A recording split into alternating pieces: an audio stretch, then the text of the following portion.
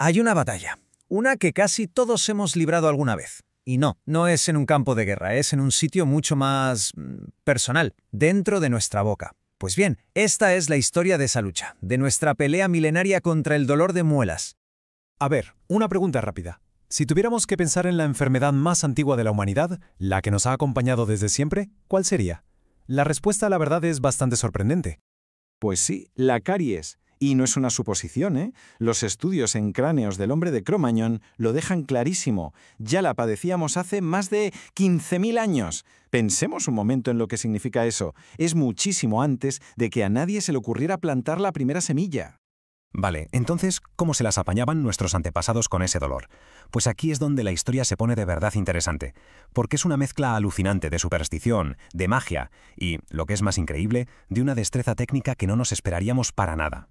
Mirad, la primera gran explicación, la que aguantó durante milenios, fue la del gusano dental. La idea, que ya aparece en textos sumerios, era tan simple como aterradora.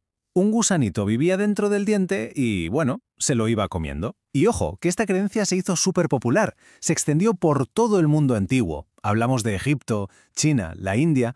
Y claro, la lógica era aplastante. Si la causa es un bicho casi diabólico, el tratamiento tiene que ser, pues, un exorcismo, ¿no? Se tiraba de conjuros, de hechizos, e incluso se quemaban semillas para que el humo, en teoría, obligara al gusano a salir y se acabara el dolor. Pero aquí es donde la cosa se vuelve paradójica, porque mientras le echaban la culpa a gusanos mágicos, civilizaciones como la egipcia o la etrusca eran a la vez unos artesanos dentales espectaculares. Estamos viendo cómo usaban hilo de oro para sujetar dientes que se movían o para fabricar puentes, uniendo dientes de animales para tapar los huecos. Vamos, una pasada de ingeniería para la época. Y si hablamos de habilidad, bueno, tenemos que irnos a los mayas, porque ellos llevaron esto a otro nivel, a un nivel casi artístico. Con una precisión que hoy nos cuesta imaginar, taladraban dientes sanos. ¿Para qué? Pues para incrustarles joyas, piedras preciosas. No tenía nada que ver con la salud, ¿eh? Era pura estética, era una señal de estatus alucinante. Damos un salto en el tiempo y aterrizamos en la Edad Media. Y aquí la historia da un giro de guión. Todo el avance científico se para en seco y la odontología se convierte en un oficio, digamos que, mucho más bruto. Y lo practicaba gente que, desde luego, no nos esperaríamos. El punto de inflexión fue un edicto del año 1163. La Iglesia, que era la que custodiaba el conocimiento médico en los monasterios, de repente prohibía a los monjes realizar cirugías, cualquier cosa que implicara sangre. ¿Y qué pasa? Pues que tareas como sacar una muela pasan a manos de la gente de la calle.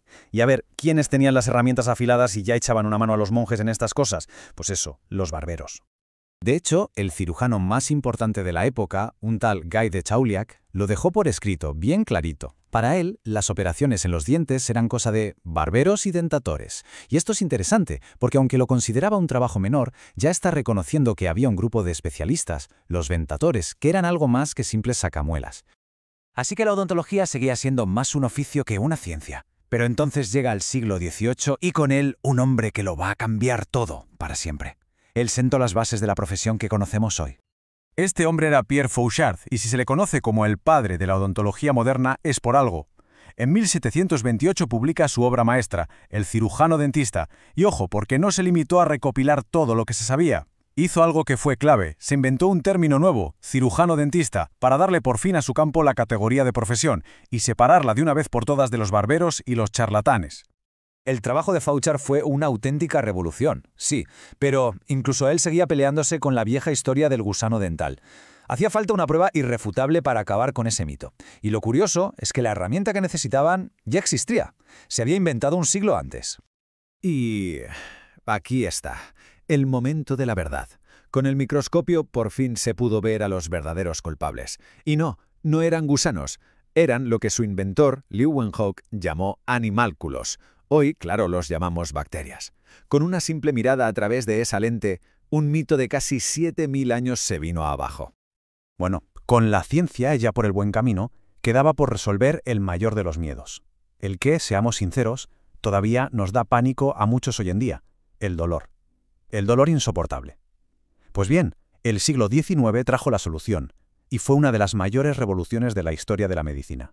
Y el protagonista de esta historia es una figura bastante trágica, el dentista Horace Wells. Él, en 1844, se dio cuenta de que el óxido nitroso, el gas de la risa, permitía sacar muelas sin una pizca de dolor.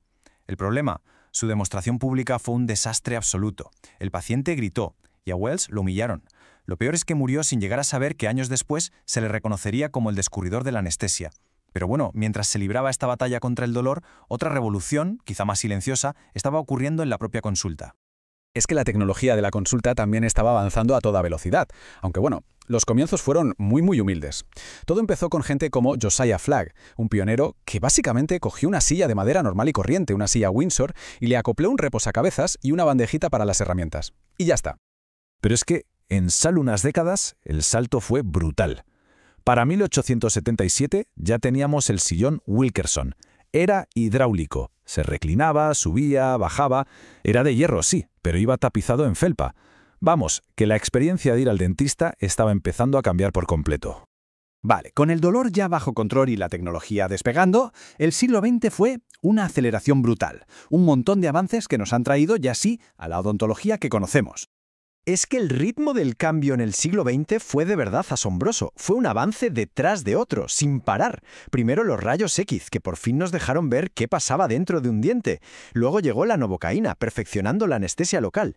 La penicilina, que acabó con las infecciones posoperatorias. El torno de alta velocidad, que lo hizo todo mucho más rápido y preciso. Y ya, finalmente, los implantes, que nos dieron la capacidad de reemplazar dientes de una forma que era casi ciencia ficción. La verdad es que el viaje ha sido increíble. Hemos pasado de culpar a gusanos y recitar conjuros a entender la microbiología y diseñar implantes de titanio.